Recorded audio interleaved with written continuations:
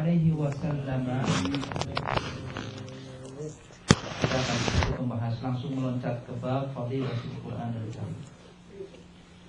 Kata Nabi, "Man kana yarju liqa Allah falyukrim ahlul Quran." Barang siapa menginginkan menjadi keluarganya Allah, Pak, kalau keluarga, maaf saja, Anda sebagai kepala keluarga, anak Anda menangis di depan warung, belikan nggak kalau ada duit? Dibelikan kalau ada duit. Kita bapak, kadang ada duit, kadang enggak. Kadang narik angkot, kadang enggak, kan gitu. Ya, kadang macul, kadang enggak. Ya. Jadi namanya keluarga, istri kita ngerengek, Pak, pedaringan udah habis, berasnya udah habis, otomatis kita mikir kan, mikir anak kita, ibu kita, bapak kita, mertua kita. Terkadang adik ipar kita ngerengek pun karena dia jauh menjadi keluarga, pasti dikasih. Nah, kata Nabi, barang siapa ingin bertemu dengan Allah, berjumpa dengan Allah, mendapatkan keberkahan Allah, katanya falyukrim ahlul Quran, hormati ya ahlullah, keluarganya Allah. Ya. Qila ya Rasulullah, hal lillahi azza wa jalla ahlun? Wahai ya Allah, apakah bagi diri Allah itu memiliki keluarga? Katanya. Qala na'am, ya. Qila manhum ya Rasulullah? Siapa wahai baginda Rasul keluarganya Allah itu? Qala ahlullahi fid dunya alladzina yaqra'unal Qur'an. Keluarganya Allah di dunia itu, kata Nabi, adalah mereka yang membaca Al-Qur'an. Itu keluarganya Allah namanya. Masya Allah. Bacanya ada menjadi keluarganya Allah. Pantas kalau Imam Hasan Al-Basri mengatakan, man amhara bil Qur'an walam yaqra' bi'ata ayatin likulli yawmatin wa lailatin fa innahu min juhalan nas. Orang yang pandai membaca Al-Qur'an tetapi dia tidak membaca Al-Qur'an dalam satu hari satu malamnya 100 ayat, maka dia sudah kategorinya adalah orang-orang yang sangat bodoh. Itu Imam Hasan Al-Basri itu. Ya. Makanya kalau kita ingin menjadi keluarganya Allah, katanya adalah membaca Al-Qur'an.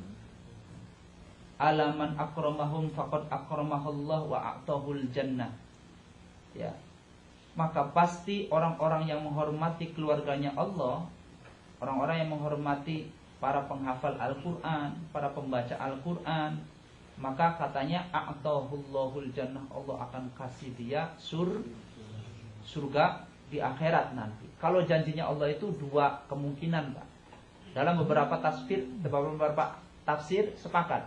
Janji Allah itu pasti diberikan dua. Pertama, dunia dan bisa saja jannah di sini diartikan adalah kebahagiaan. Kebahagiaan kita di dunia, tentram hati kita. Enggak rungsang. Usaha untung aja. Walaupun sedikit ayu meruyuh, cara wong Cirebon ya. Meruyuh sedikit. Lama-lama jadi bukit, ya.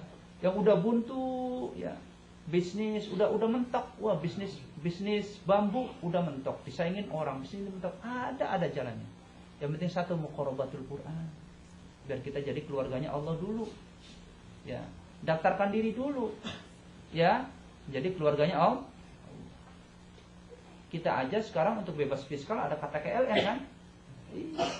Harus ada kartunya. Maka untuk kartu menjadi keluarganya Allah satu, baca Al-Qur'an.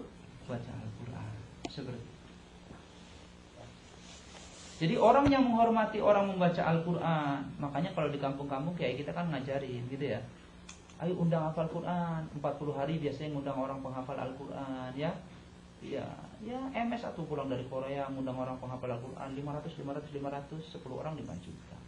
Tapi jangan tanya, jangan langsung berharap dulu, ya Allah, saya sudah ngasih 500 kok 3 bulan enggak dikembaliin sama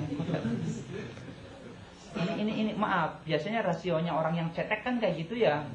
Itu, masalahnya cetek tuh, masih cetek aja, ntar dulu kata Allah. Allah bilang, ya Razzaq, tunggu dulu, wahai malaikat pembagi rezeki, nanti dulu. Coba lihat dulu tuh keluh kesah apa enggak. Lihat dulu tuh. Dilihat dulu. Semuanya seperti itu.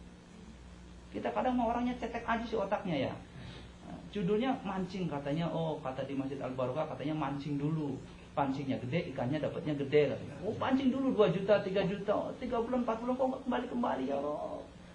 Akhirnya nangis lagi, rugi saya. Ya, Masya Allah. Jadi jangan dulu seperti itu ya. Yang penting kita beramal sesuai dengan apa yang diajarkan baginda Rasul saja dahulu. Jangan terlalu banyak berharap lebih besar dikembalikan kepada kita oleh Allah Subhanahu wa Ta'ala. Dan nanti ya pada saatnya, tidak pada saatnya, mungkin detik-detik sekarang juga akan dikembalikan Allah Subhanahu wa Ta'ala lewat majelis zikir seperti ini. Jangan khawatir ya. Seperti itu. Waman ahanahum faqad ahanahullah wa adkhalahun nar. Orang-orang yang menghina para pembaca Al-Qur'an, orang-orang yang menghina membaca Al-Qur'an bahkan penghafal Al-Qur'an, maka Allah akan menghinakan dia, wa adkhalahun nar. Allah akan masukkan dia ke dalam neraka, ke dalam kesempitan, dhayiq, hatinya itu sempit aja. Iya, Pak. Dhayiq, sempit aja, rumsang jargon-jargonnya. Gemeringsang, merantang. Akhirnya enggak punya perasaan tenang karena dia jauh. Kan tadi di pembukaan saya katakan bahwa al-mu'min lisanuhu laysa lahu bil Qur'an kal baitil kharab. Orang mukmin yang lisannya tidak pernah membaca Al-Qur'an itu seperti rumah yang kosong, kering kerontang. Kalau rumah kosong yang ada paling gentayangan, dedemit, kuntilanak, genderuwo dan lain sebagainya. Ya, makanya orang yang hatinya enggak pernah baca Qur'an, ya udah, ada masalah sedikit, istri ngeluh, udah frustasi, datang ke tempat-tempat yang tidak diinginkan. Anaknya nakal, enggak, anaknya nakal kembali ke Al-Qur'an. Nanti saya kasih ayat-ayat tertentunya. Diwiridin sebagai bapak di sini, ya enggak? Bilang, setting sama ibunya, ya, Bu, ayo kita setting. Ibu wudhu dulu, bilang gitu, sediakan aqua, gitu. Nih saya dapat ilmu katanya dari Al-Barokah, biar anak kita nurut, gitu. Mumpung anak kita masih kecil katanya, ayo bacain dulu. Nih wiridnya ini baca Quran ini. Gitu. Setelah itu baru selesai airnya diusapin ketika dia tidur. Masya Allah. Biizzatil Quran, dengan mukjizat Al-Quran kita memohon mudah-mudahan anak keturunan kita menjadi anak-anak yang saleh dan nur. Tuh kata Nabi seperti itu. Kemudian ya Aba Hurairah, ma indallahi ahadun akramu min hamilil Quran. Wahai Abu Hurairah ini adalah pembantunya Nabi. Pembantu itu bukan pembantu yang digaji kayak kita di sini, enggak. Dia tukang pelayannya Rasul. Di mana-mana hidupnya buat Rasul aja gitu. Ya, sampai ada salah satu sahabat, ya, Sayyidina Ali sendiri menantu beliau.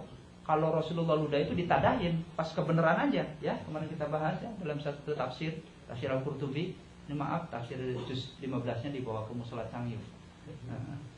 Itu dalam tafsir itu bagaimana Sayyidina Ali menengadah tangannya untuk menerima ludahnya baginda Rasul. Masya Allah, saking barokahnya baginda Rasul. Dalam tafsir tersebut, ya, ludahnya saja seperti mutiara. Tidak ada gosok gigi, tidak ada apa, wangi aja. Dan itu mukjizatnya Rasulullah. Ya, kalau kita mah wallah alam, bangun tidur lagi. Bentar kok. Ini ilmu. Kiai jarang menerangkan ini kan? Dapatnya di Al-Barokah. Kita bagi-bagi semuanya. Kita bagi. Sampai nggak usah mondok, yang penting mau aja datang ke sini. Ya, itu aja. Dia luangkan waktu refresh di sini, ngobrol, ngajinya masih bentar gitu. Ngobrol, insya Allah tenang. Tuh, ya Abu Hurairah katanya, tidak ada bagi diri Allah seorang pun yang lebih dihormati kecuali satu, hamilul Quran, orang yang membaca lagi dapat mengamalkan Al-Qur'an. Ana wa hamilul Quran kahataini, kata Nabi. Aku bersama orang yang membaca Al-Quran dan gemar mengamalkan Al-Quran seperti dua jari ini, berderek-derekan. Aduh, diayun kita di sana, ya. Masya Allah. Hamilul Quran. Ada hamil, ada hafiz, Pak. Ada qori. Kalau qori mah pintar dia baca Qurannya. Auzubillahi minasyaitonirrajim. Kayak muamar lah gitu ya. Sampai tinggi-tinggi kayak gitu, enak beberapa ta'arufnya. Ada hafid, dia hafal tapi akhlaknya wallahu a'lam. Iya. Maaf saya tidak menceritakan, bahkan saya tidak menjelekkan beberapa perguruan tinggi Al-Qur'an. Ada sebuah perguruan tinggi Al-Qur'an yang notabene adalah pencetak Al-Qur'an. Justru ketika saya masuk salah satu gisuksanya, apa yang dilihat? Wah, pemandangan yang sangat indah. internet dibuka dengan website-website yang sangat indah sekali, yang tidak sepantasnya orang penghafal Al-Quran melihat seperti itu. Ya, tidak semuanya. Maka yang tertinggi adalah hamilul, dia berhafal Al-Quran, senang membaca Al-Quran pun mempraktekkan Al-Quran. Kalaupun tidak hafal, bertadaburlah sekali-kali, ya. Beli Quran terjemahnya hanya dibaca gitu ya. Oh Masya Allah, itu namanya tadabur. Kalau sudah tadabur, naik lagi lah tafakur gitu ya, tengah malam kita sholat gitu ya. Tapi tentunya dengan ilmu, kajian dulu ya. Tuh seperti itu. Ala wa inna hamilul Quran indallahi akramu min kulli ahadin illal anbiya. Sesungguhnya orang-orang yang mengamalkan Al-Quran dan membaca Al-Quran itu lebih dihormati oleh Allah Subhanahu wa ta'ala dari seluruh makhluk alam sejagat raya ini, kecuali Nabi. Jadi kalau tidak ada Nabi, tidak ada para nabinya Allah, tidak ada para rasulnya Allah, yang pertama kali akan dihormati Allah adalah orang-orang yang menghafal Al-Quran, membaca Al-Quran dan mengamalkan Al-Quran. Jadi posisinya setelah Nabi. Masya Allah. Wa an Anas bin radhiyallahu anhu qala, dari Ibnu Anas bin Malik dikabarkan bahwa suatu ketika baginda Rasul bersabda, "Ala u'allimukum bi afdali ummati yaumal qiyamah." Wahai Anas, katanya, maukah engkau aku ketahui dari umatku yang paling utama, yang paling disayang nanti pada hari kiamat? Qalu bala ya Rasulullah. Ya Rasulullah. Apa tuh katanya? Qala alladzina yaqra'unal Qur'an, adalah orang-orang yang membaca Al-Qur'an. Idza kana yaumul qiyamah yaqulullahu azza wa jalla. Nanti pada hari kiamat orang yang gemar membaca Al-Qur'an, ya Allah akan bertanya, akan berkata kepada Jibril, "Ya Jibril, nada fil mahsyar ala man yaqra'ul Qur'an falyakum fayunadi saniyan wa thalithan wa yaqumu sufuh." Nanti pada hari kiamat seluruh umat manusia akan dikumpulkan. Ya. Allah berkata sama Jibril, "Jibril, kumpulkan seluruh umat manusia." Ya. Kemudian saring dari sekian banyak umat manusia minal awwalina wal akhirin, siapa mereka yang pembaca Al-Qur'an, dikumpulkan. Maka berdirilah orang-orang yang membaca Al-Qur'an. Saniyan, salisan, fayaqumuna sufufan. Mereka berdiri berjejer, membuat sop. Ya, si A, si B semuanya tahu semua. Ya, Masya Allah. La yatakallamu ahadu minhum hatta yakumu Nabiya Dawud alaihi salatu wassalam fayaqul iqra'u warfa'u. Setelah para orang-orang penghafal Al-Quran, pembaca Al-Quran itu berdiri bersop-sop, baru berdiri di depan mereka, memimpin mereka adalah Nabi Dawud alaihis. Nabi Dawud ini terkenal suaranya yang indah. Ya, itu Nabi Dawud alaihissalam. Nabi Dawud kemudian berbicara sama jamaah yang tadi, iqra'u warfa'u, bacalah kalian Al-Quran dan keraskan suara kalian. Fayaqra' kullu wahidatin minhum, semuanya membaca. Ya, man qara'at lahu darajat. Maka pada hari itu orang-orang yang membaca Al-Quran dalam satu ayat sekalipun akan diangkat oleh Allah Subhanahu wa ta'ala menjadi keluarga-keluarganya Allah Subhanahu wa ta'ala. Itu saja yang wabillahi rahimakumullah. Banyak sekali sebenarnya hadis-hadis yang menjelaskan tentang fadilah menghafal Al-Quran. Bahkan kata Nabi, ya, suatu ketika Allah ngomong ketika beliau Isra, ya Rasulullah, ya Muhammad, marra ummatika ayyaqumu salasan. Perintahkan umatku wahai Muhammad, perintahkan umatmu Muhammad untuk menghormati 3 golongan. Pertama adalah al-walid, yaitu orang tua. Yang kedua al-alim, orang yang berilmu. Yang ketiga baru hamilul Quran atau qari'ul Quran, orang yang membaca Al-Quran. Jangan main-main ya Pak ya. Hormatin orang tua, orang yang berilmu, sama orang yang gemar membaca Al-Quran. Masya Allah, kata Nabi seperti itu.